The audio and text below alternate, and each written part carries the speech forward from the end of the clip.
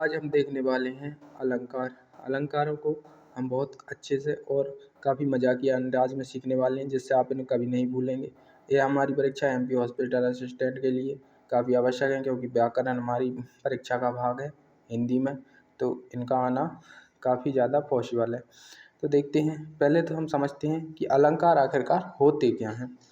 तो अलंकार का यदि हम शब्दों में अर्थ निकालेंगे तो इसका अर्थ होता है आभूषण, या फिर हम कहें तो गहना।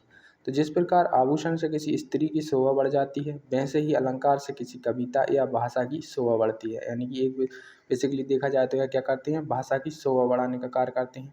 तो अलंकारों को दो प्रकार से बांटा जाता है, शब्द अलंकार और अर्थालंकार के रूप में। यानी कि जिनमें जो है शब्दों का खेल रहता है उन्हें शब्द अलंकार में बांटा गया है, जिसमें तीन आते हैं, अनुप्रास, यमक और श्लेष। और अर्थ के हिसाब से अलंकारों को कई प्रकार से बांटा जाता है, जिसमें हम कुछ इम्पोर्टेंट 4 या 5 प्रकार इनके पढ़ेंगे और उन्हें समझेंगे, जो कि परीक्षा में बार बार आते हैं। तो सबसे पहले शब्द अलंकार की परिभाषा देखें तो जहाँ शब्दों के प्रयोग के कारण काव्य में सौंदर्य पैदा हो उसे शब्द अलंकार कहेंगे, जिसमें अनुप्रास, यमक और श्लेष हैं। अर्थालंकार, जहाँ परिभाषा यह है कि यह अर्थ के कारण काव्य में सौंदर्य पैदा होता है, अर्थालंकार होता है। उपमा, रूपक, उत्प्रेक्षा इसके मेन अलंकार होते हैं। चलिए अब देखते हैं एक एक करके अलंकार और उनके प्रकार और भाषा सबको। तो सबसे पहले देखेंगे हम अनुप्रास अलंकार को। तो जैसा कि अनुप्रास अलंकार की परिभाषा है कि जहाँ एक ही वर्ण का बार बार रिपीटेशन होता है। यानी कि कई शब्दों में जो शुरुआती शब्द वर्ण होता है वह बार बार रिपीट होता है। जैसे उदाहरण के लिए इसमें देखिए, क्लासिक उदाहरण है काफ़ी हिंदी का, चारू चंद की चंचल किरणें खेल रही थी जलथल में। तो यहाँ पर देखिए चा वर्ण की आवृत्ति हर शब्द में लगातार हो रही है, एक या दो ऐसा नहीं, 3 बार हो रही है। तो इसको हम इस प्रकार से पहचान लेते हैं जब वह बार बार रिपीट होने वाला आता है। इसकी पहचान यहाँ पर क्या है, चा वर्ण की आवृत्ति बार बार हो रही है। जब एक ही अक्षर यानी कि कोई भी अल्फ़ाबेट बार बार आ रहा हो तो वहाँ अनुप्रास अलंकार होता है। यदि हम इसे फिल्मी नज़रिए से देखें, बॉलीवुड के किसी गाने से, तो फिल्म फना का गाना है, चंदा चमके चम चम चम, चीखे चौखन्ना चोर। तो इसमें भी देखिए चंदा में चा, चा चमके में चा, फिर चम चम में चा। तो बार बार क्या आ रहा है, चा रिपीट हो रहा है। तो यह इसका एक अच्छा उदाहरण हो सकता है। लॉजिक क्या है, जहाँ चा वर्ण की आवृत्ति बार बार हो रही, इसलिए यह एक अनुप्रास अलंकार है। उम्मीद है अनुप्रास अलंकार काफ़ी सिंपल होता है, आपको समझ आया होगा। इसके बाद हम देखते हैं यमक अलंकार। यमक का अर्थ वैसे ही दो होता है।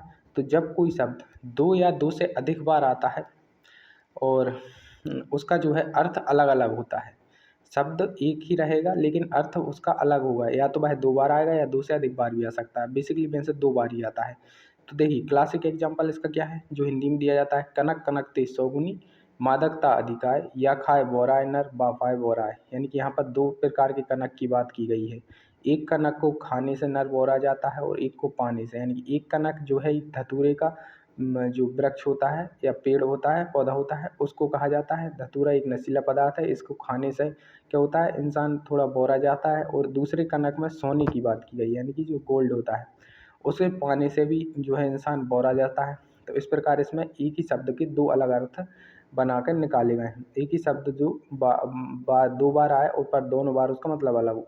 यदि कोई फिल्मी गाना देखना है तो आप देखिए, आपका एक जो है 90s का गाना है शायद, ये सजना है मुझे सजना के लिए। इसमें देखिए सजना यानी कि क्या बात हो रही है कि तैयार होना है, श्रृंगार श्रृंगार करना है। और किसके लिए, तो दूसरा सजना में क्या मतलब है, जो उसके पति हैं या प्रियतम हैं उनके लिए।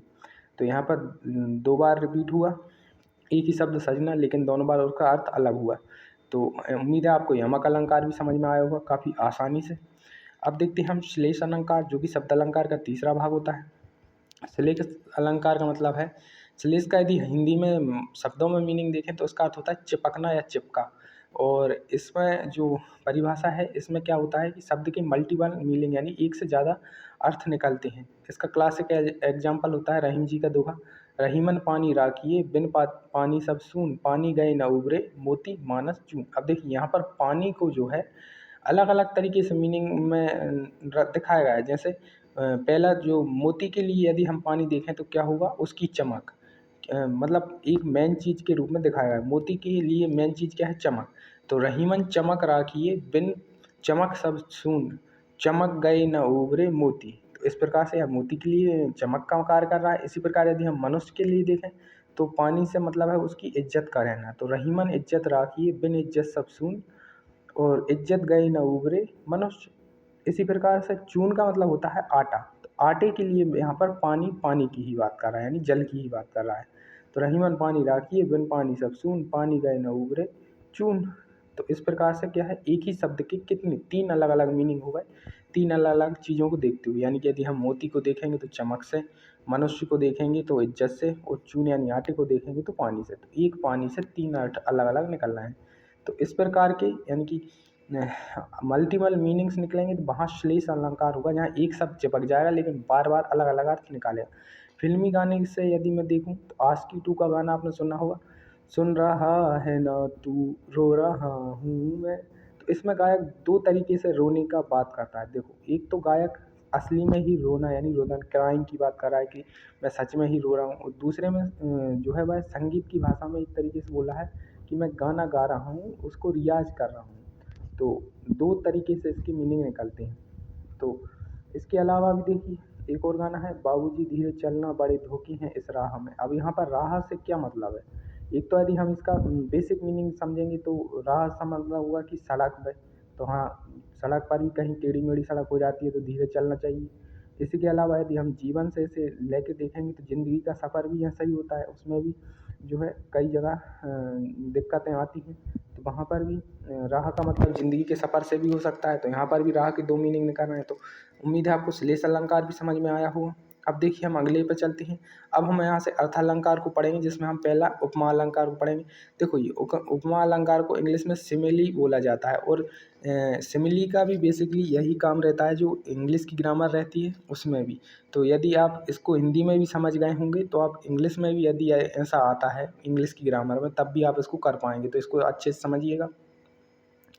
अब देखिए इसका परिभाषा देखूं तो, जब किसी व्यक्ति की तुलना दूसरी प्रसिद्ध वस्तु से की जाए, यानी कि कोई व्यक्ति की तुलना किसी अच्छी नेचर की या कोई अच्छी प्रसिद्ध वस्तु है उससे उसकी तुलना सेम टू सेम की जाए कि यह उसके जैसा ही है, चंदा मामा के जैसा है, इस प्रकार से। तो इसकी जो पहचान नीति इसमें क्या आते हैं, सा सी से सरे समान जैसे शब्द आते हैं, यानी कि तुलना कर रहा होता है। जैसे इसका क्लासिक हिंदी का एग्जाम्पल होता है, मुख मयंक सम मंजू मनोहर, यानी कि यहाँ पर जो मुख है उसकी तुलना मयंक, मयंक का मतलब हिंदी में चंद्रमा भी होता है। तो यानी कि यह कह रहा है कि मुख जो है वह चंद्रमा जैसा है, यानी सम मतलब बिल्कुल समान है। तो यहाँ पर चंद्रमा से मुख की तुलना हो रही है। तो यहाँ पर जो है उपमा अलंकार है। इसे यदि हम फिल्मी गाने से देखेंगे तो, फूलों सा तेरा चेहरा कलियों सी मुस्कान, यानी फूलों से चेहरे की तुलना कर रहा है और कलियों से उसकी मुस्कान की तुलना कर रहा है यहाँ पर जो गायक है।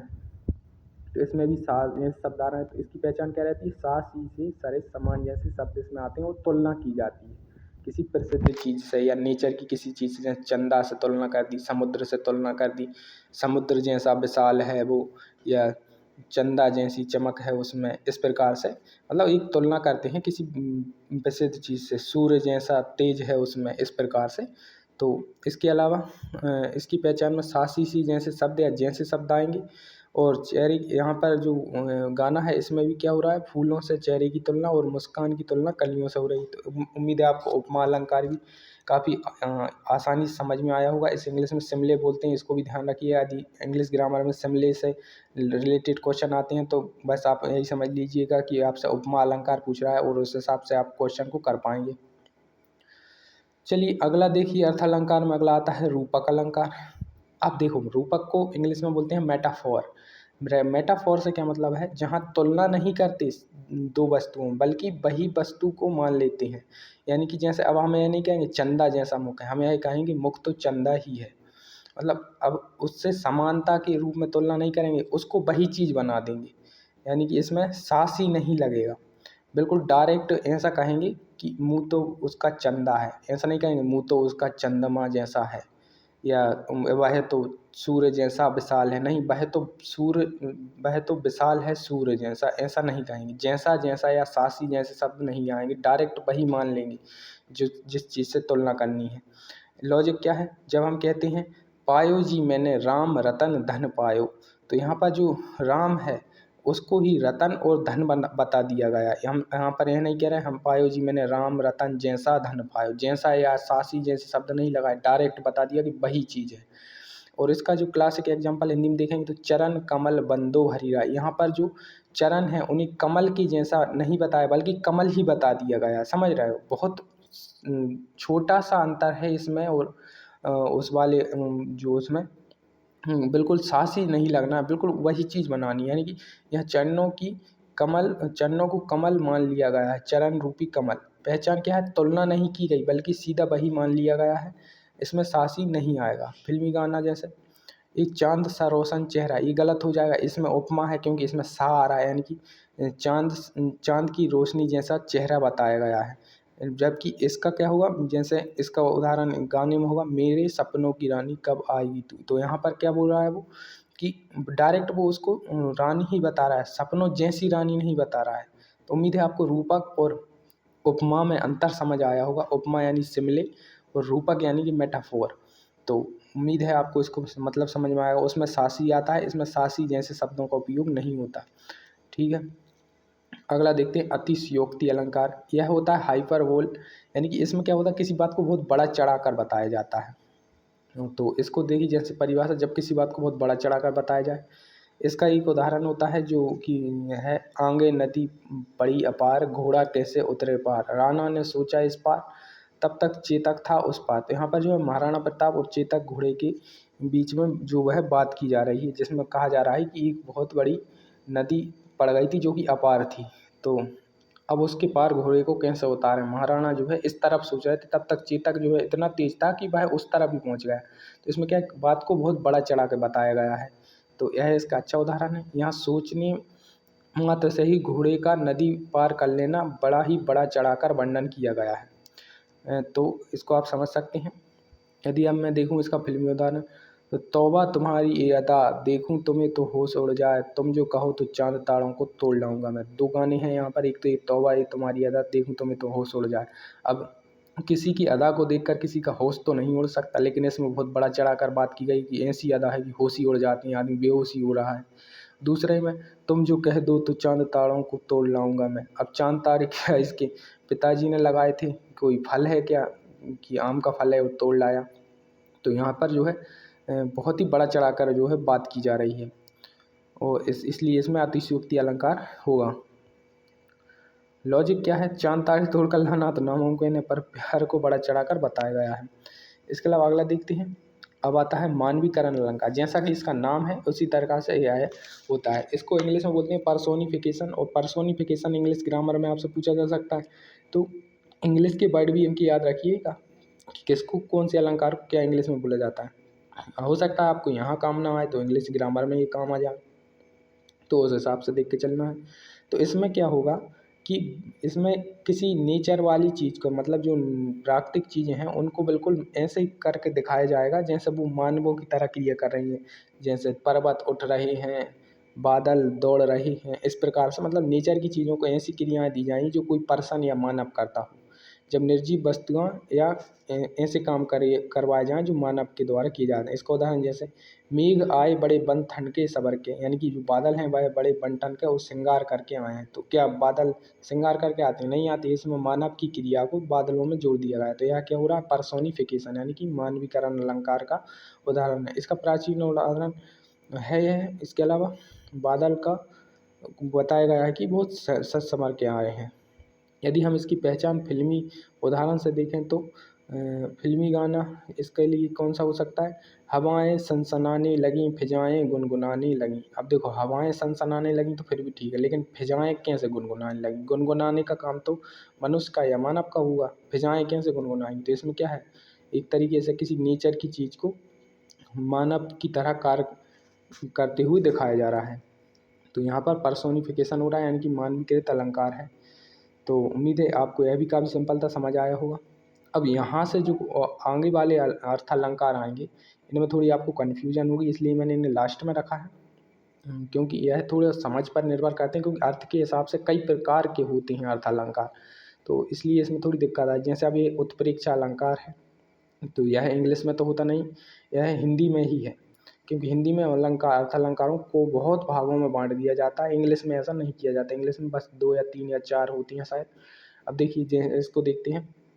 इसकी परिभाषा क्या है, जब किसी वस्तु में किसी दूसरी वस्तु के होने की कल्पना, यानी इसमें क्या होगा, इमेजिनेशन की जाएगी, यानी कि तुलना तो होगी लेकिन वह कल्पना के रूप में होगी। थोड़ा ट्रिकी हो सकता है समझना आपको।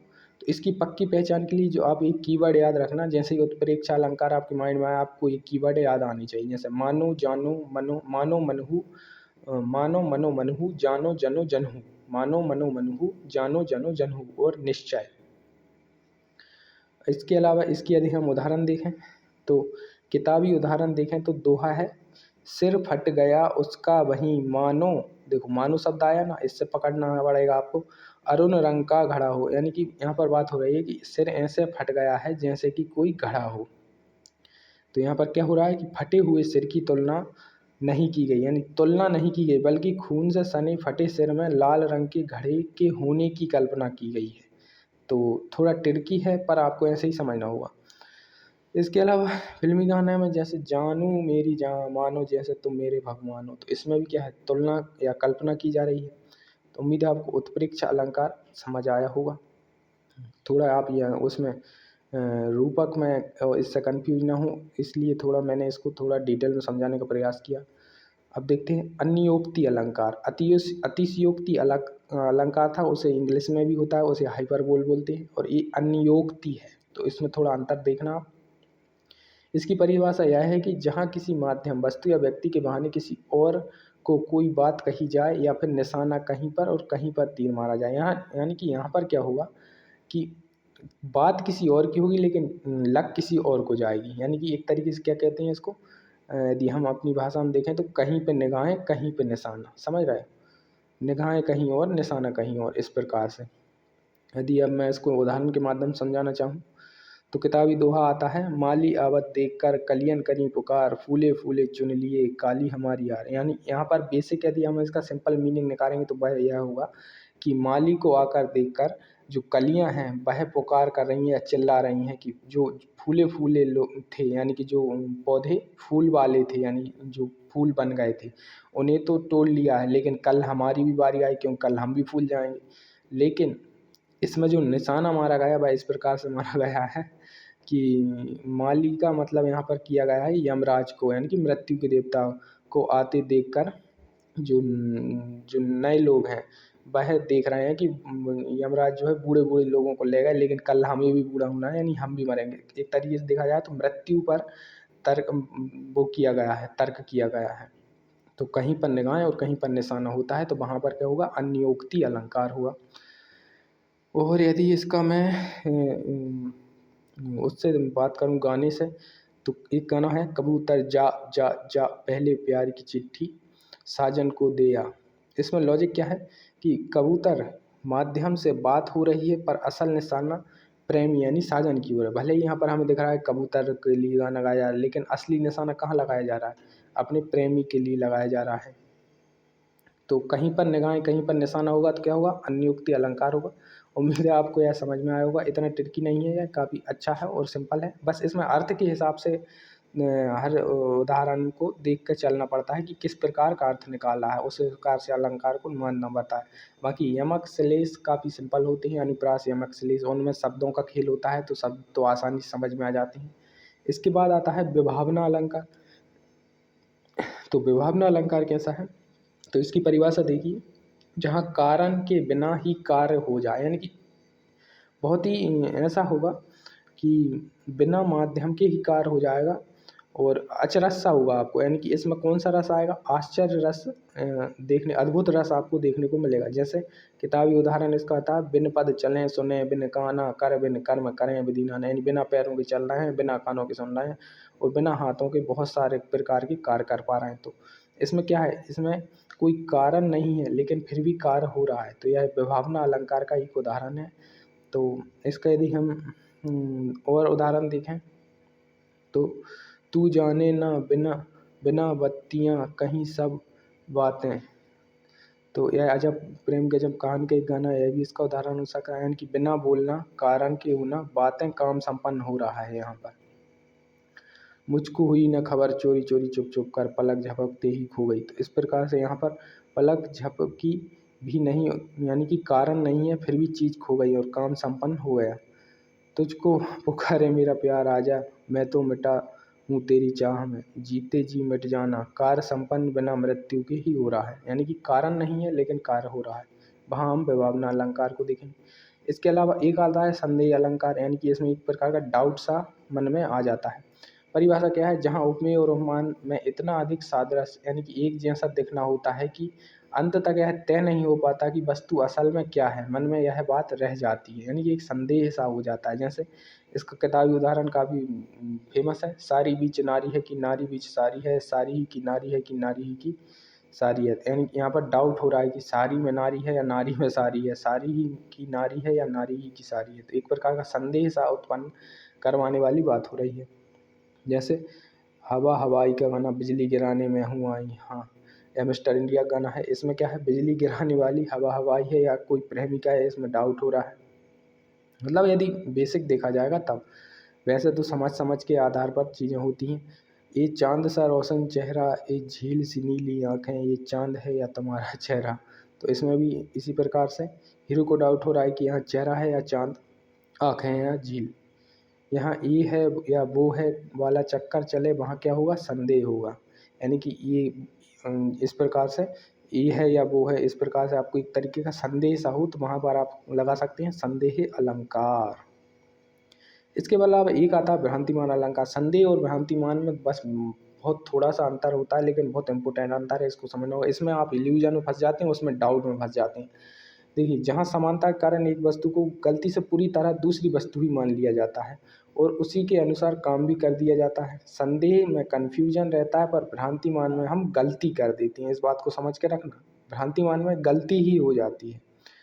तो संदेह में तो कन्फ्यूजन था, लेकिन गलती से मान लेना, गलत काम कर देना, गलती कर बैठना। अब देखिए इसका उदाहरण देखें तो इसका उदाहरण होगा, मुन्ना तब बेकर के सिर पर देख देख दो चोटी, भाग उठा भय मानकर सिर पर सापिन लोटी। यानी यहाँ पर एक बच्चे की बात हो रही है जो कि अपनी माँ को ही देखकर उसकी मतलब माँ की दो चोटी देखकर डर के मारे भाग गया। उसे लगा कि कोई सांप है या सपनी है जो लेटी हुई है। देख देख दो चोटी, भाग उठा भय मानकर। चोटियों को गलती से सांप समझ लिया, यानी यहाँ पर गलती कर दी है बच्चे ने, उसने गलती से चोटी को सांप समझ लिया है। बच्चे ने जब माँ की चोटियों को गलती से सांप समझ लिया और डर के भाग गया। इसके अलावा और देखें तो पी के घर आज प्यारी दुल्हनिया चली, पिया के घर आज प्यारी, सॉरी मिसटाइप हुआ होगा, पिया के घर आज प्यारी दुल्हनिया चली। इस प्रकार से आप देख सकते हैं। तो भ्रांतिमान उम्मीद है आपको समझ आया होगा। तो यहाँ पर मैंने काफ़ी अच्छे से और सरल भाषा में समझाने का प्रयास किया अलंकारों को, जिसमें कि जो शब्द अलंकार हैं वह सबसे ज़्यादा इंपॉर्टेंट होते हैं। इसके अलावा उत्प्रेक्षा अलंकार बहुत डाउट क्रिएट करता है, इसको भी ठीक से समझाने का प्रयास किया। मानवीकरण आसान है, आप आसानी से पर्सोनिफिकेशन को समझ सकते हैं। अतिशयोक्ति भी कभी आप भूल नहीं सकते, हाइपरबोल, क्योंकि यह भी सिंपल होता है। रूपक और यमक में आपको डाउट नहीं लेना है, रूपक और उपमा में आपको डाउट नहीं लेना है। इसमें सासी सी जैसे शब्द आते हैं और इसमें डायरेक्ट वही चीज़ को मान लिया जाता है, यानी कि इसमें उसको तुलना ना करके वही चीज़ मान ली जाती है। जैसे चरण कमल बंदो हरि राई, यानी कि प्रभु के जो हरि के जो चरण हैं उन्हें कमल कहा गया है, कमल जैसा नहीं कहा गया है। तो इस प्रकार से, तो उम्मीद है आपको यह वीडियो समझ आया होगा और काफ़ी सिंपल तरीके से समझाने का मैंने प्रयास किया। मिलते हैं अगली वीडियो में।